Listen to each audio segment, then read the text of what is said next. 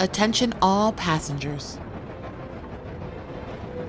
Wilford Industries wishes you a good morning. The temperature outside is minus 119 degrees Celsius. As we enter the Yukon territory of the former Canada, we remind you, for your personal safety, be prepared to brace. We are 6 years, 9 months, and 26 days from departure. At the tone, the exact time will be 0800 hours. And now, for your listening and viewing pleasure, Wilford Industries is proud to present the latest offering from darkloopsproductions, the Snowpiercers.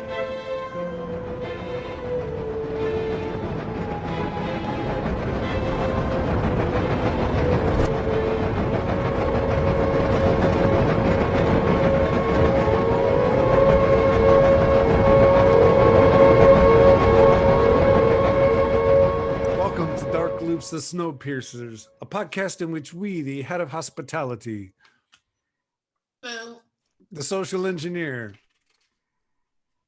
the head of intercar relations, and the lead brakeman, discuss TNT's fantastic series, Snowpiercer.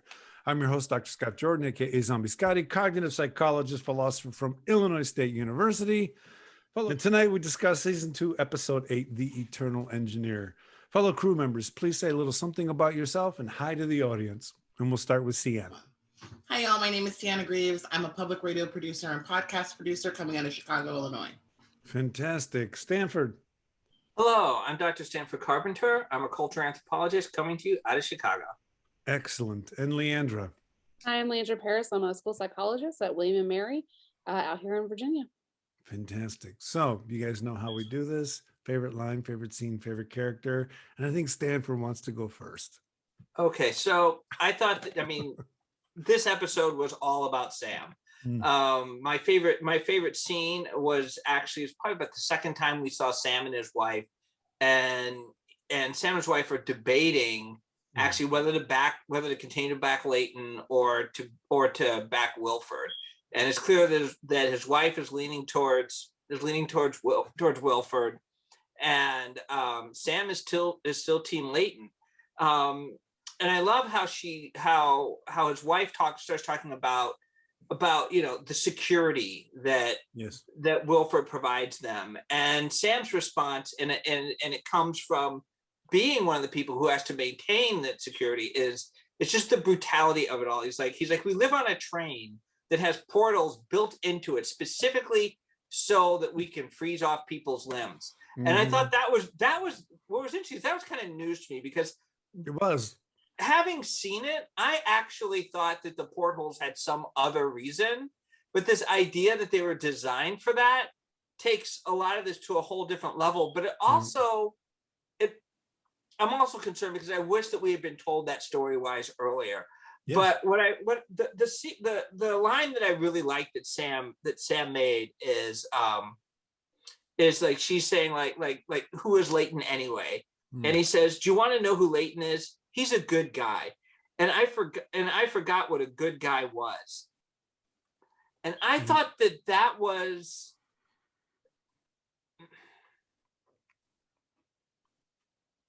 I thought it was I actually thought that was something that just needed to be said. And I actually think that's also something that I wish that we would think about in our everyday lives, right?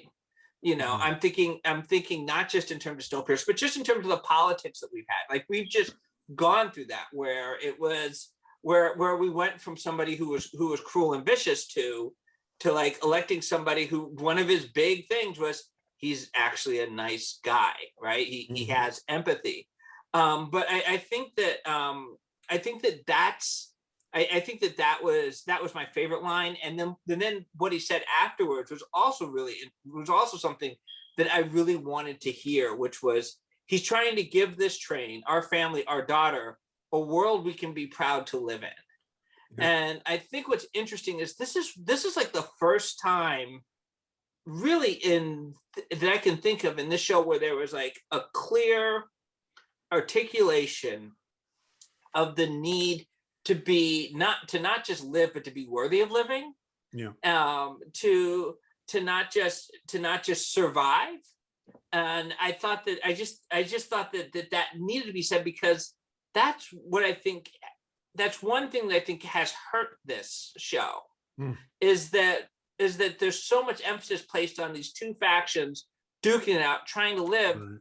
where I don't feel like I'm not sure. I'm actually not sure at times who to root for. Right. Like what are you guys doing that makes you more worthy of living than the other cruel person? Yeah. I agree. I thought it was Sam's episode, and I thought those lines were stunningly well done. And you're right, it was news about the portals, because it means that this was not built to be a commercial train that was going to take people on tours of the world. It was built as a survival vessel, which then gets us going, what about those vents they could have lived, the stuff we talked about in the science episode about this show. But I'm with you totally. And I love the Sam's line, trying to live a world that we can respect, because I think that notion is often, as you said, so completely missed in how we try to manage culture.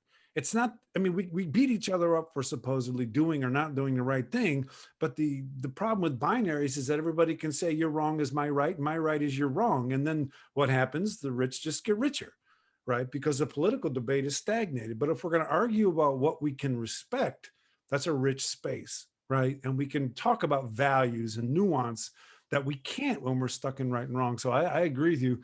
Do you think that you think they knew that line would matter that much? And do you think they held it off to this long for that reason? Or do you think, no, they just should have done that line earlier? It would have been nice to have heard that line earlier. Totally agree. Because, Leighton, what's interesting is Leighton seems to almost represent that, but ultimately he's about redeeming the tailies. Mm-hmm. Like, everybody is about their group.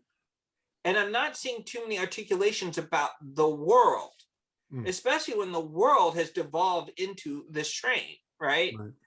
So they talk about the train as metaphor, and who's gonna occupy the most space, who's gonna get the most good stuff, but they're not talking about like what it all means. And that's something that it's just something I needed to hear. I agree. Because Melanie actually has a moment where she talks about how she has to go out on this mission because she wants Alex to have a world that she can live in, right? Yes. But the problem with her evocation is she's also saying it's about you. Forget everyone else. If everyone else has to die for you to get that, that's okay. It's too specific, right? But it's not, and it's also about saying, Alex, you're going to survive into the world, but it's not saying anything about what the world is going to be that Alex gets to. Yep. I agree. I think what was nice about one of the things I kind of hate the whole thing with Sam. Sorry, I thought I knew where I was going with that, and then you're still in my head, Stanford. So I'm like, as I do think that he's kind of the one who was sitting back and is like, where are we really going from here? What does this really mean? But it made me question, can you be neutral? His neutrality in this situation. I didn't really know where it was going to lead. So I think I was a bit surprised at the ending with Sam.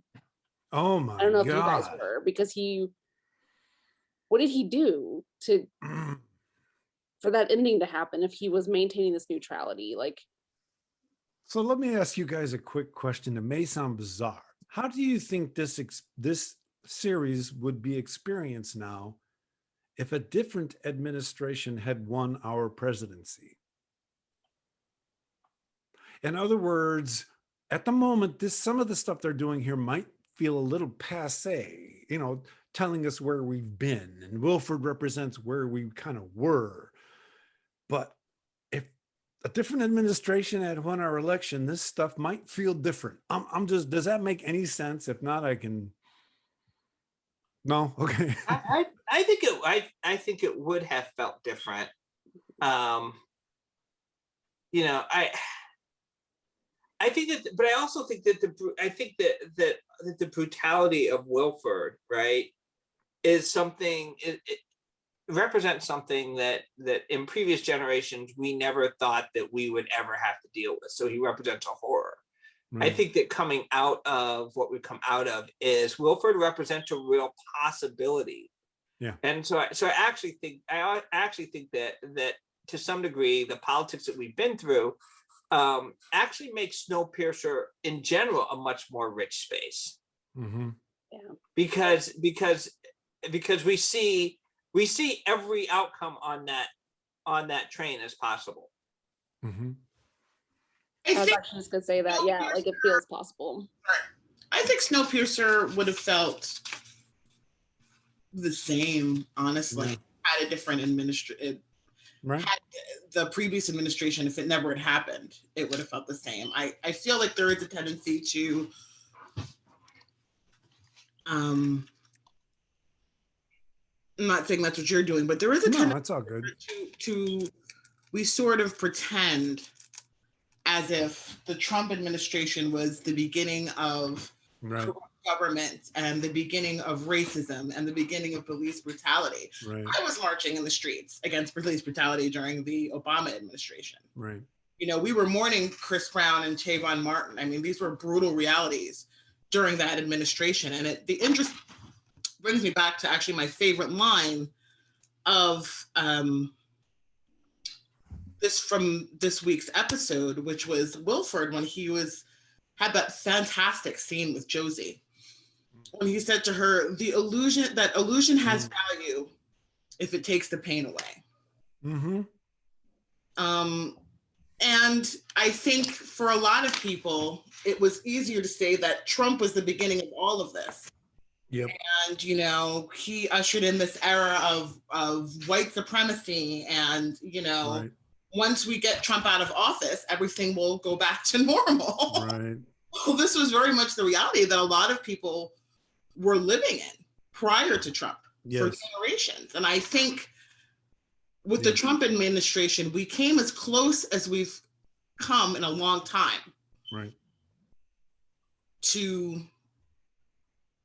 living under a world, a Wilfordian, I guess, reality.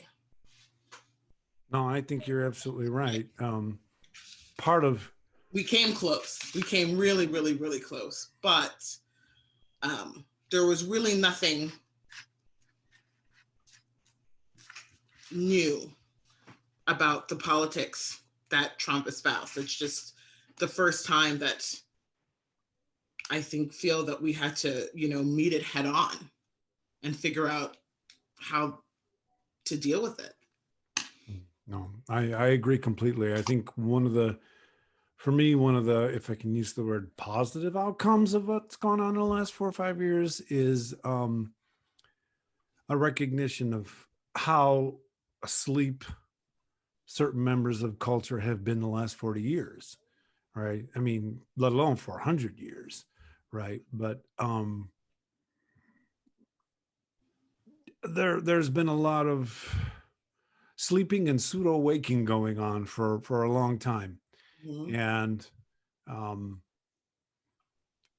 for me, the last 4 or 5 years did drain the swamp, but it wasn't the swamp they thought they were draining, right? In other words, what a lot of people saw was what they had not been seeing for a long time.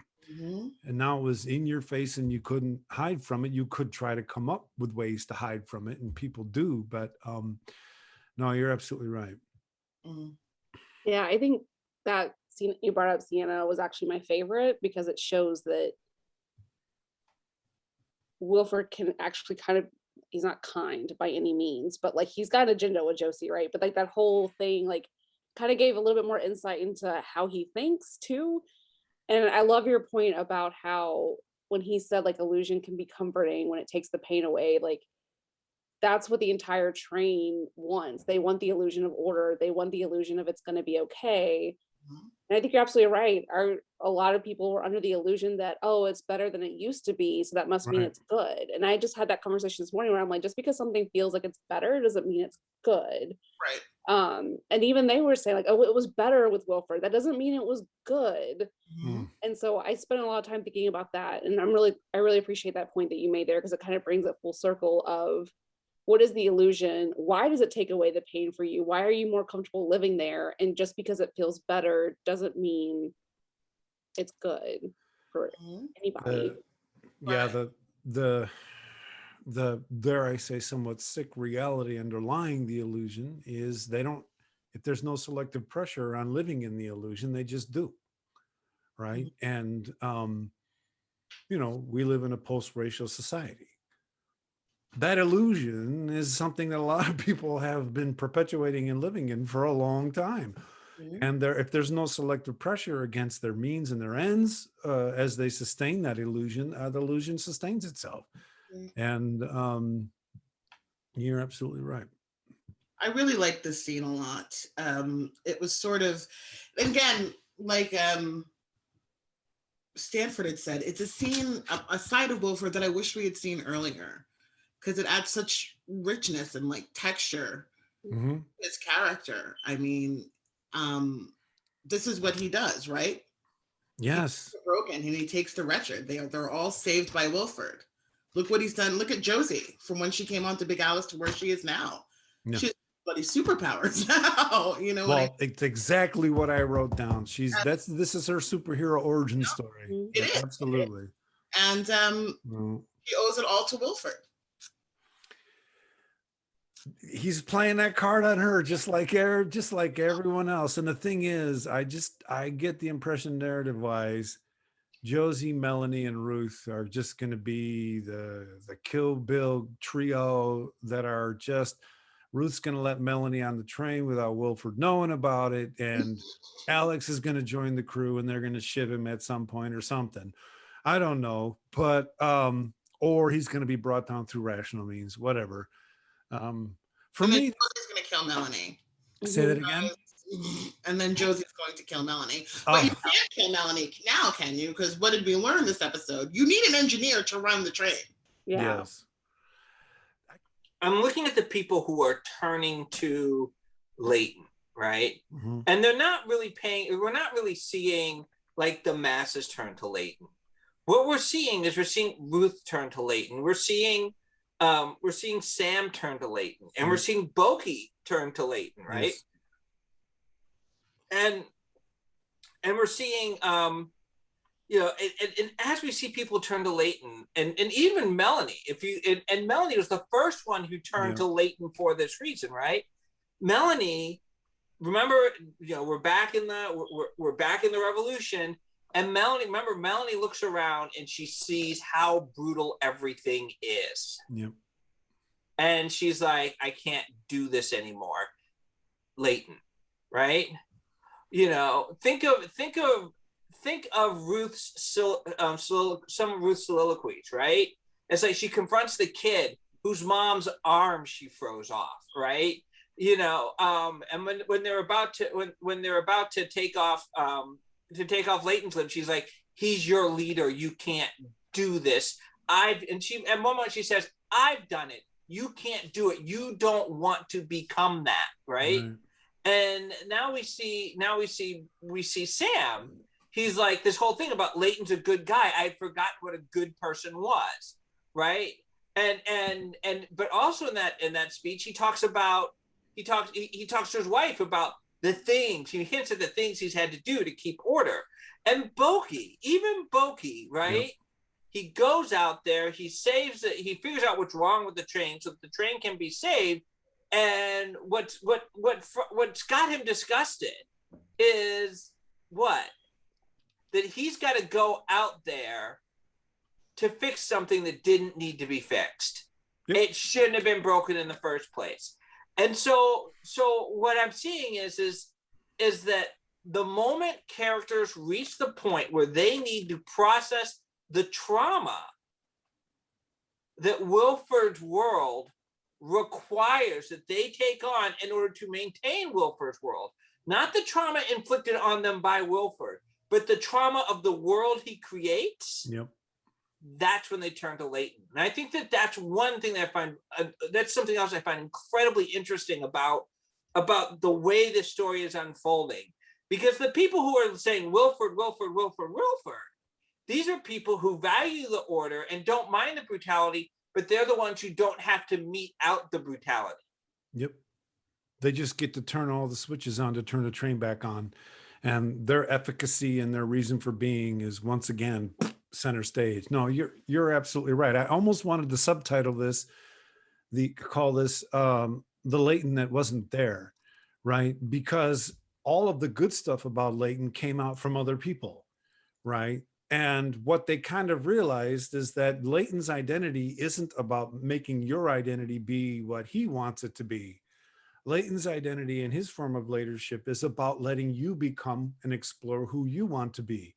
Where Wilford's form of leadership is, no, you're all my tools and Right. you're all going to be what I want you to be. Now, if you can get a group to follow Wilford's model, you will get a lot of order a lot faster, and it will be a lot simpler and a lot less adaptable to complex situations. If you can manage to pull off a leadership style like Leighton, where you admit you don't know the answers, where you admit that you're working and you're asking everybody else to help and be part of the problem solving, you get more degrees of freedom out of everybody's contribution. It doesn't mean that I'm not going to say it's better. I believe it's better, but I would never say that as a outright statement. But you get more expression out of who people are when you create that kind of not I leadership. So this is why I'm saying Leighton is kind of an unintentional good leader. It's not that he said, this is how I'm going to do it. But what happened is, they have that scene where all the major players are sitting around and he says, guys, I know we don't want to bring Leighton on the train.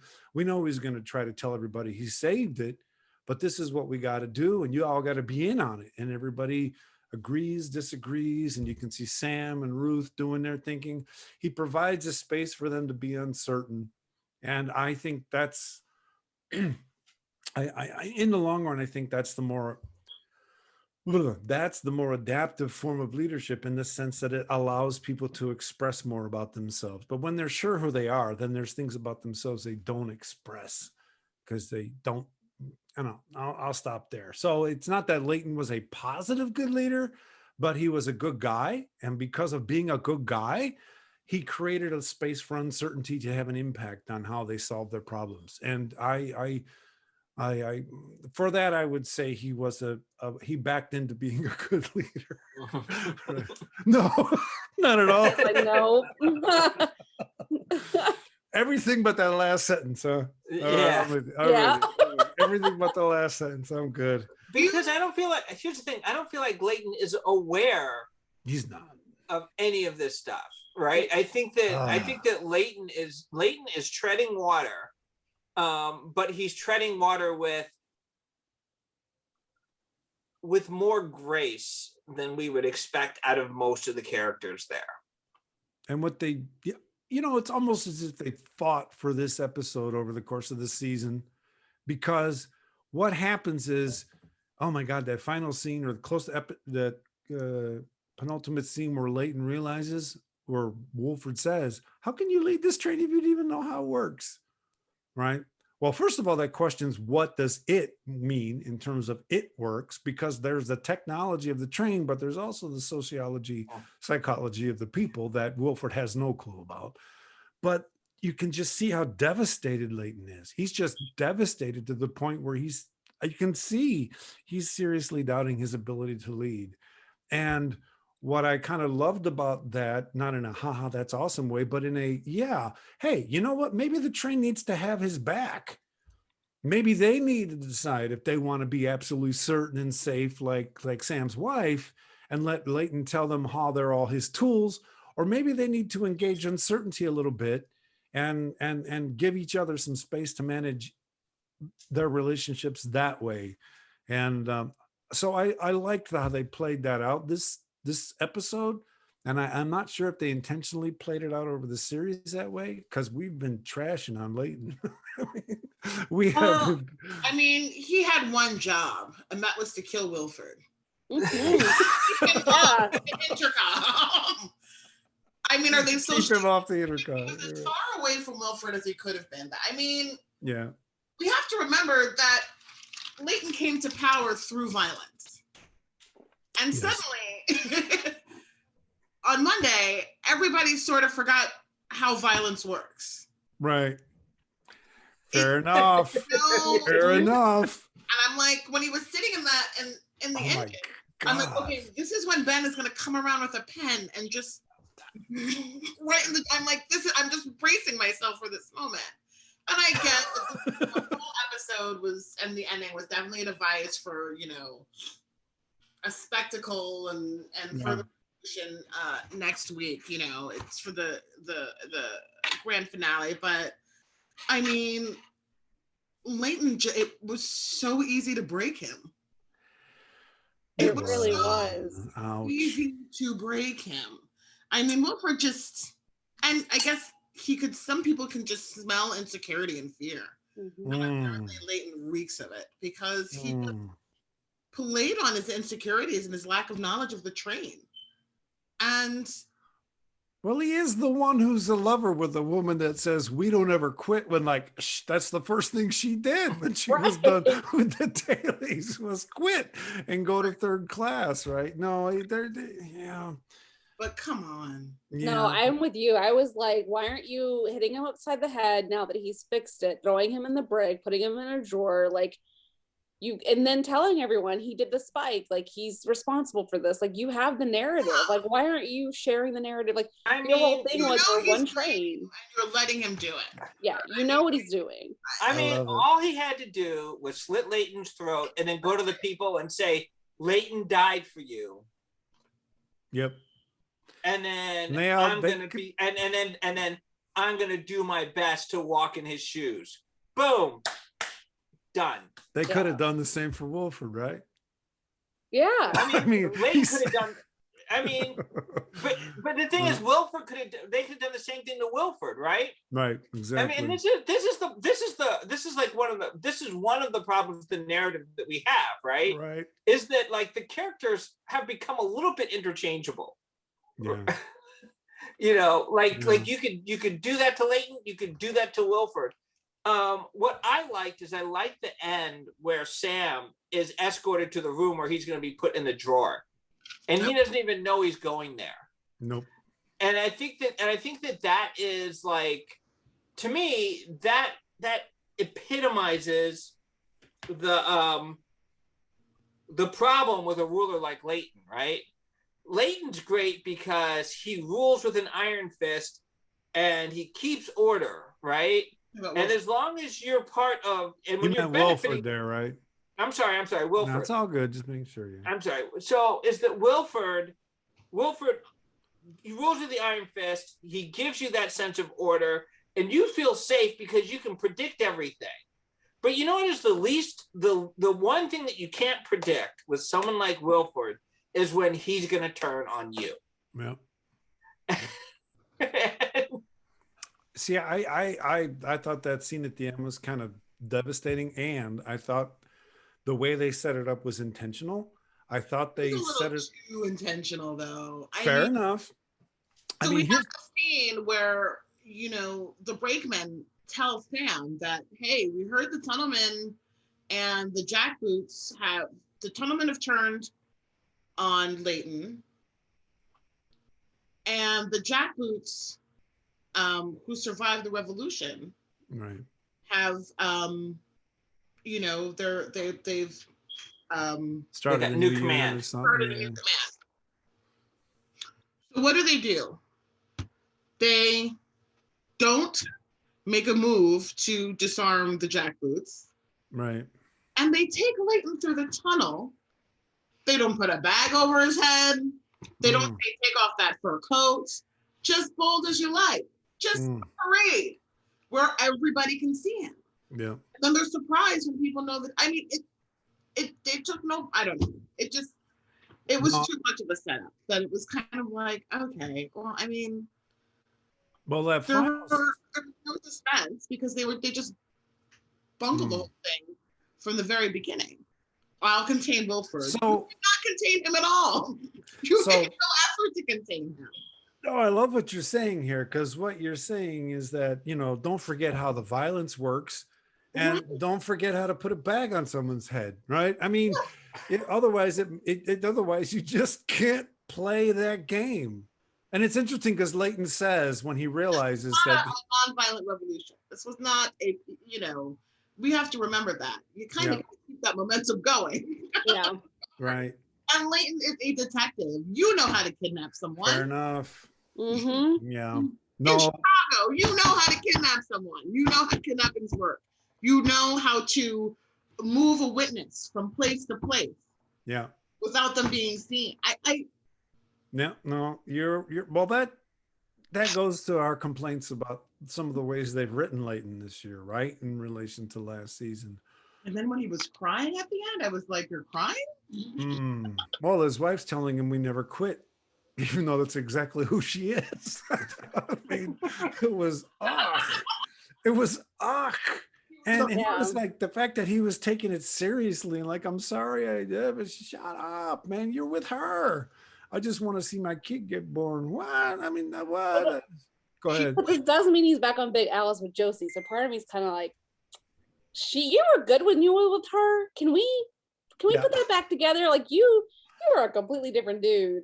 Hours now, so. And I do want to say that, like, we have not seen a lot come out of Daveed Diggs this season, but his scene as he's realizing like what he's allowing to go down, I actually will give him props for that. Like his whole face was good. And you brought up that last scene, Scott, with Sam. I didn't see that coming. I don't know why I didn't see it coming. Maybe I wasn't paying attention, but I really thought it was just going to be Wilford like testing his loyalty, and we were going to have a little bit of cat and mouse. And that whole thing really threw me. And so I actually had to like sit with it and be like, this is a whole new world. Go ahead, Stanford. There's something really poetic about that, and this is going to sound cruel, but the way his wife stand Wilford, to see her in that drawer made me feel good. Mm-hmm. No, it should have come around a little earlier. Yeah. Yeah, I mean, she's like, if Wilford gets in charge, everything's going to be great. There'll be order. And what I said earlier, yeah, there's order, but there's a cost, and you get to be the cost. She never imagined that she would be the cost of the order. Yeah. So, and I think that's why the first thing we see, because we came back from commercial break and we saw Leighton, and we didn't see the handcuffs clearly at first. You know, we saw his hands on the table, and then like, oh damn, they've arrested him, right? And then the next thing you know, they come for Sam. And what I kind of dramatically liked about that moment, from the shock of surprise, whatever, maybe not, of seeing Leighton in handcuffs, and then I think for the audience, I think that scene was particularly written for the audience to see, oh, this shit can happen to anybody, right? And then to have him put in the box, already seeing it. I mean, Wilford went after his family first so that he could witness his family in the box before he goes in it. This is mafioso. I mean, this is really, really cruel stuff. And Wilford gets a thrill out of being very open and brazen about his treachery. He wants you to see him coming. Yep. Well said. Well said. I mean, the railroad spike. So that's two phrases you've given us tonight. Don't forget how the violence works, and he wants you to see him coming. He gets on Snowpiercer, and he says to Sam, and this is what I knew, it was curtains for Sam. He says, "You hold the balance of power with wisdom and aplomb. I hope that lasts." I was like, "Oh, he's dead." Yeah. I didn't get it. I didn't catch up to it. I was just like, oh, whatever. I felt the same way. I was like, yeah, you're toast. I think I've been looking at Wilford too much as like I've seen him too much as like a clown, and I think this goes back to 2016 too. Like you start to like, you can't even take them seriously, that you don't see the warning signs that they're actually smarter than you think they are, and they're gonna do this. Like, it's gonna be that bad. Right. It got me. And I want some more backstory on what happened between Ben and Wilford. Yeah. It's Ben, and it's actually quite funny. I think those are some of the most humorous moments of Wilford's interactions with Snowpiercer. He says, Ben, here to ruin the moment as per usual. Like where Ben says, brief please. Hate him. Oh, I'm scared for him. I'm frightened for him. One thing I also love about him saying that is that, like, he's basically found a way to belittle Ben's throwing him off the train to his death, right? Yeah. Like he's like so belittled Ben, and then to see Ben afterwards just be like, Yeah. yep, you got me. No, I gotta say, your comment about, Ben just sitting there turning the train over to him, that is a hard writing choice. I mean, it's two guys, and Ben could have easily had 4 or 5 more guys in there. Why didn't they just arrest Wilford?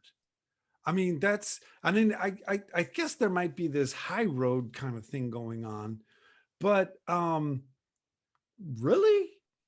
I mean, he saved the train for you now, put him in the brig. I mean, and take over Big Alice. Alex knows what's going on over there, right? I mean, hey, that this man is willing to destroy the train. Yeah. He's willing to go as far as he has to go. He will destroy Snowpiercer before he lets them have it. Right.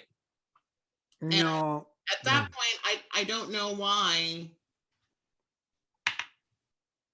I don't know why they gave him so much room to maneuver. It just didn't make any sense. No. I guess, I mean, either this was all a fantastic ruse and they got it coming for him. Come out with, Huzzah, and just, I don't know what he could possibly do. Or, it was just a device to set up a really spectacular finale. Well, we don't know what cards Tristan has up his sleeve, right? That's true. So, or Miles and Miles. Exactly. We have no idea where he's, what role he is, or could play in this 2-hour finale. I do kind of feel it's going to be a Kill Bill superhero group. Audrey could go. I was going to ask you guys, is this a ruse or is she gone? Either care. No. Don't care. Fair GTFO. Off the train. Yeah. All I needed was watching Kevin mindlessly serve Wilford and then walk out. I'm good. I'm gone.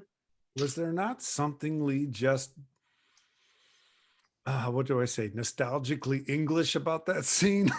I mean, not nostalgia in a good way for me, but I didn't feel like I was watching people on a train.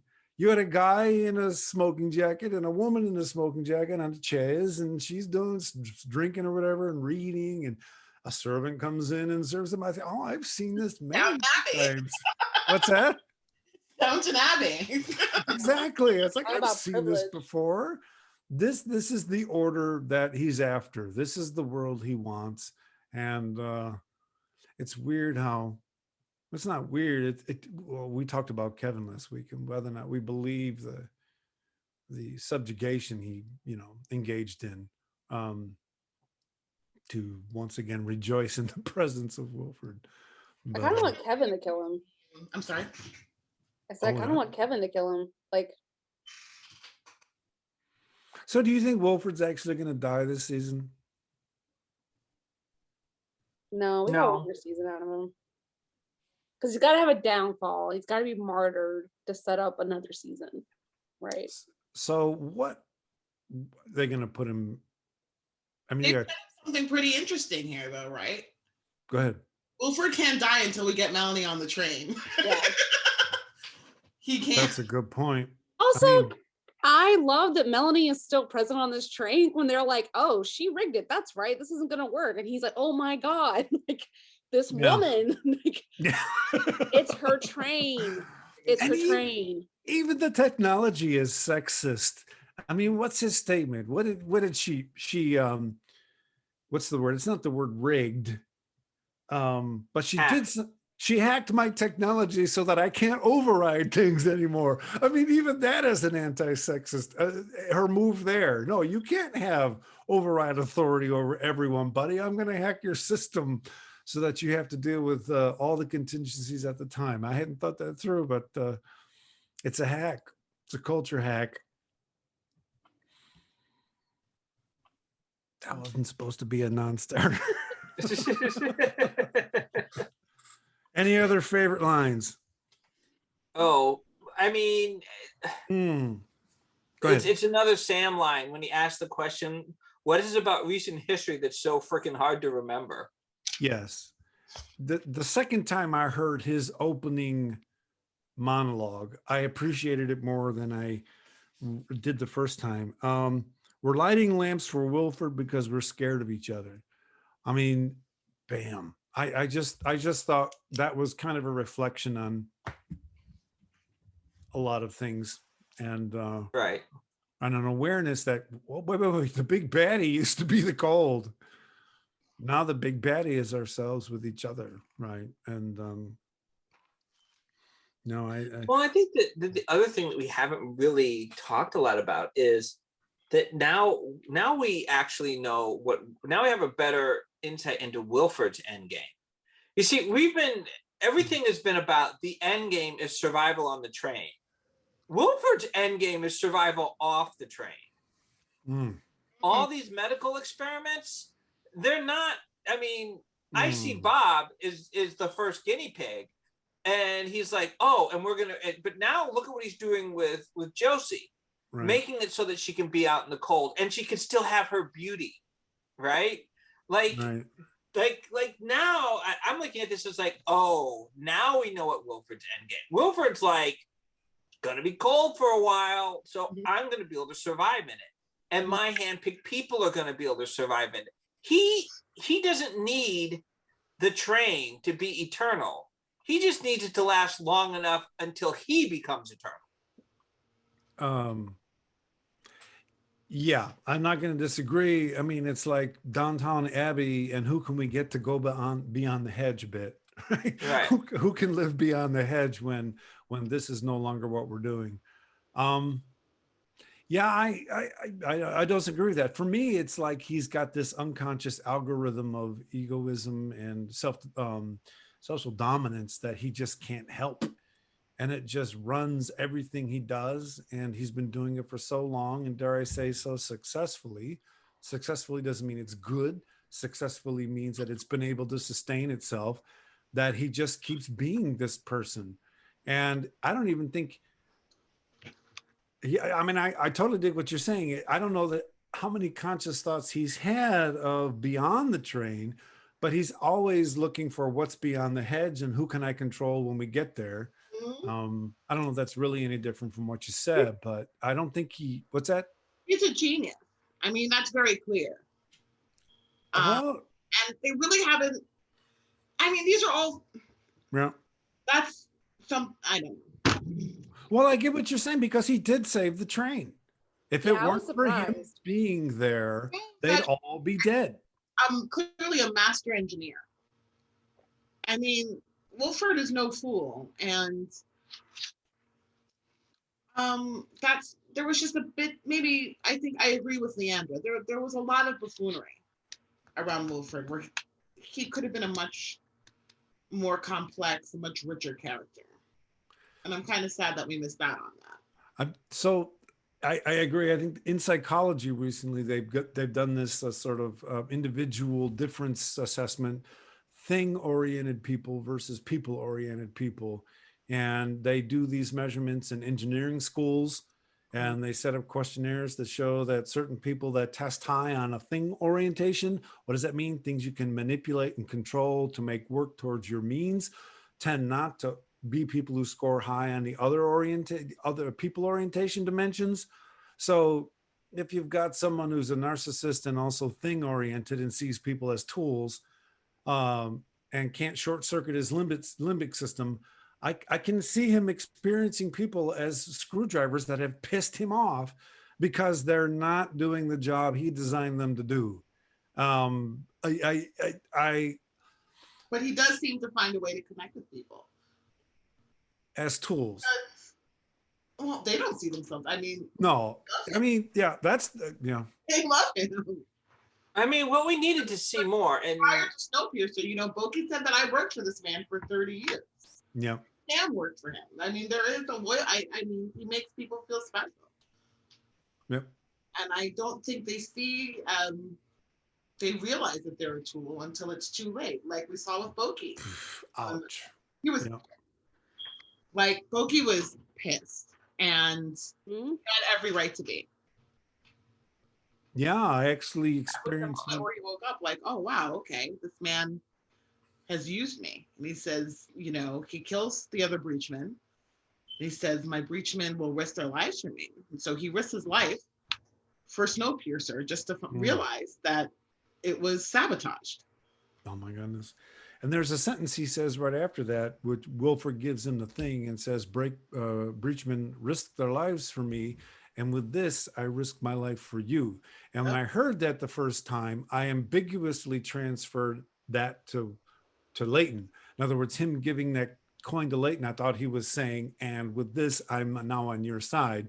But then I watched it the second time, and that may be just how Leighton ended the phrase. You risk your life for me, and with this, I risk my life for you. But no, he doesn't really at all, right? You risk your life for him, period, full stop.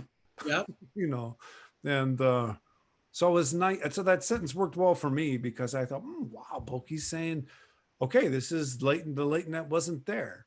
It's not that Leighton liked the decisions. It's not that they like the decisions Leighton has made, but they know at least he's tolerating ambiguity and trying. Where they're just they're just no longer satisfied. And as you said, tired of dealing with the trauma generated by Wilford's certainty. Right. I very much vibe to that. Oh, I think this episode was Sam's lines, and this might seem simple, but I loved this line where his wife, as you said, Stanford, early on was confronting him on his neutrality. And he says to her, hey, you keep the faith, I'll keep the peace. And what I loved about that line is, I'm just going to say, baby, you just keep feeling like we're going in the right direction, and I'm going to deal with the shit that has to be dealt with to make sure we go in that direction. But if I come home and you've lost faith in that direction, then how am I going to be able to deal with the crap I got to do to keep us going in that direction? Now, that may look like a sexist scene, right? But I think it's also, I mean, it could have been different genders saying the same thing. It's how we, go ahead, man. But isn't it also a reference to their different jobs, right? Right. Like she provides food. Yeah. He breaks necks. Yeah, no, that's the thing. And I love how they lean on each other. And then they all just kind of say at the end, maybe Leighton needs someone to lean on. You know, maybe we've asked this guy to do an impossible job, and and maybe we need to give him some public credit for this. And I would have preferred to hear all that a little earlier. At the same time, I don't know if maybe they've played this out well and people didn't know that they wanted someone who wasn't certain. I will say that I really wasn't too keen on, all of our scenes with Sam really made me think, wow, why did we waste so much time with Bess this season? It would have been way more interesting to watch this family, you know, struggle together. Political divide, you know, and how it impacted the family dynamics and impacted their daughter over 9 episodes, than wasting our time on this frankly ridiculous wild goose chase with Bill and Bess and that ridiculous pastor. Who is he dead, or is he thing? And then also, I'm not too keen, especially I think the events of last night really amplify this, that once again we're introducing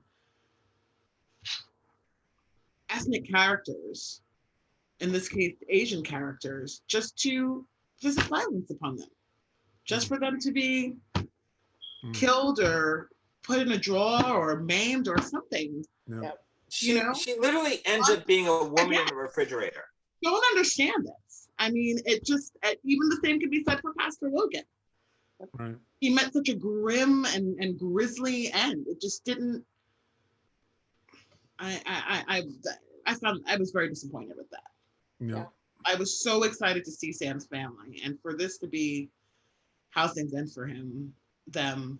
He has a daughter who's Alex's age, and I guess roughly LJ's age as well. I mean, I agree with you completely. For example, we just found out that kids have still been going to school.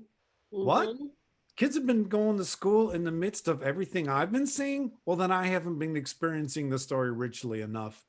There hasn't been enough exposure of the daily life of the non-major players for me to get a real sense of how contradictory life is on the Snowpiercer right now. So I agree. Oh, we just now discovered that those portholes were built on purpose to put people's arms out. Oh, we just now discovered that kids are still in school.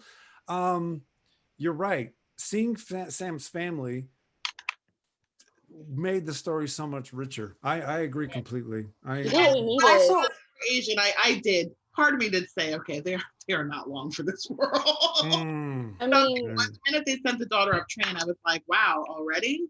Yeah. Oh, no joke. It's well, also what got me is I certainly hope they revisit it. Is this whole thing that they had two other kids who died? Yeah. Yes. And it's kind of interesting because we were talking about this. We talked about this a little last week. Is when we saw the Russian lady and about how like we want to see more about like the people on the train so we can understand what the stakes are. Yeah. I want to see more. Yeah, I thought that was fantastic. Yep. Yeah. You know what this makes me think though? Like this show really needs a Lower Decks episode from like Next Generation, how they had an entire episode dedicated to looking at ensigns and like their interactions and their own poker game that they were having.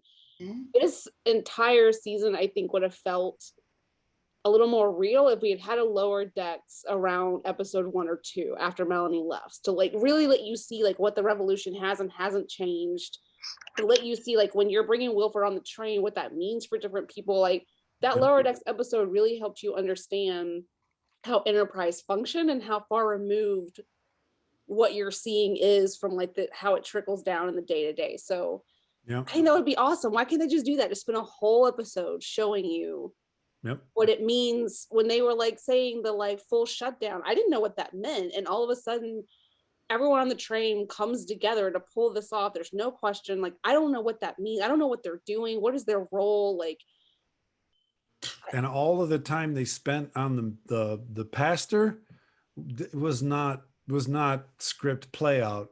It was not screenplay paid out. It didn't pay out for me in any way whatsoever. I feel like because and this sounds really mean, but I don't care.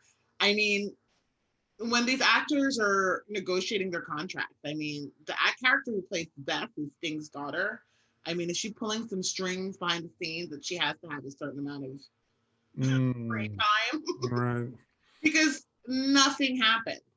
Right. And that scene, I was so mad. I was Stanford, I was ranting about this. When she's in the meeting with the brakeman, and the brakeman says there's a rumor that the tunnelmen have gone over to Wilford and the jackboots have formed a new command. And she looks so shocked. You're the bloody train detective. Right. Yeah. No, you're right. She was so shocked. Yeah. A little too shocked. It didn't make any sense.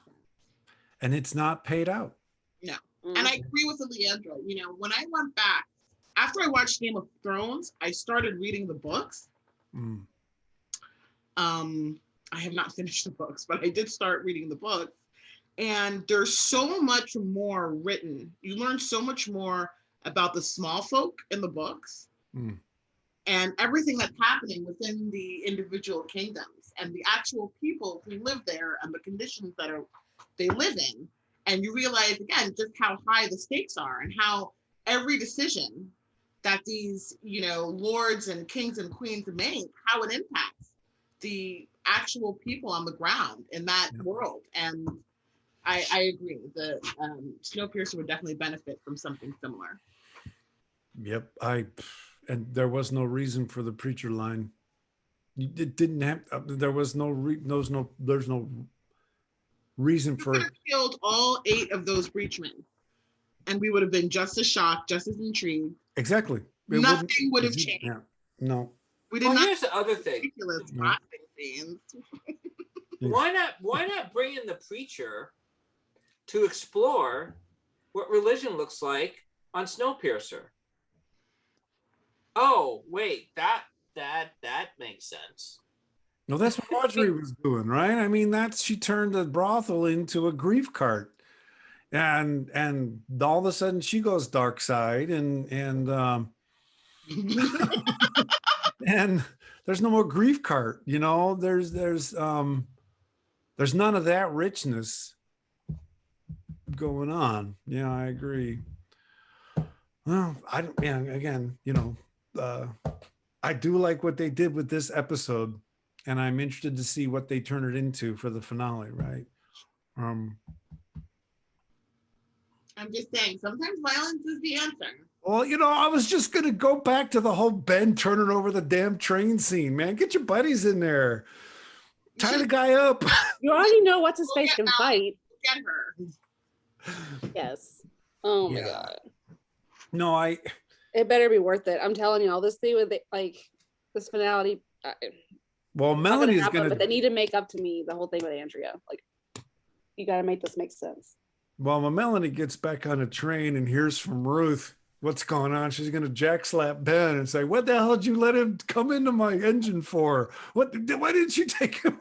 What are you doing?" On the train. But no, okay. It was so easy. Yeah, it really was. I can see her walking in and she's just gonna be like there. She's like, I left for 1 month. You had one job. You had one damn job. Post up the balloons and keep him on Big Atlas. You couldn't do your job. I had to do everything. Get that damn God module and put him in jail. I mean, put him in a drawer. Exactly. And so that about wraps it up for tonight's episode. Thanks so much for tuning in. Crew members, please tell the audience where they can find you on social media, and we will begin with Leandra. I'm Leandra Parris. You can find me on Twitter at Parris Leandra, at Parris Leandra. Excellent. Stanford. You can find me on Facebook, Twitter, and Clubhouse at SW Carpenter. Excellent. And Cianna? You can find me on Twitter at CC Greaves. That's at CICIGREAVES. Excellent. You can find me on Twitter at @dark_loops. You can find all episodes of the Snowpiercers at the Dark Loops Productions channel on YouTube. If you'd like to leave feedback about this podcast, please leave it on this YouTube page or send a message to darkloopsproductions@gmail.com, and we'll be sure to read it at the end of our next podcast. So there it is. From all of us to all of you, big hugs, and remember, sometimes violence is the answer. Bye-bye.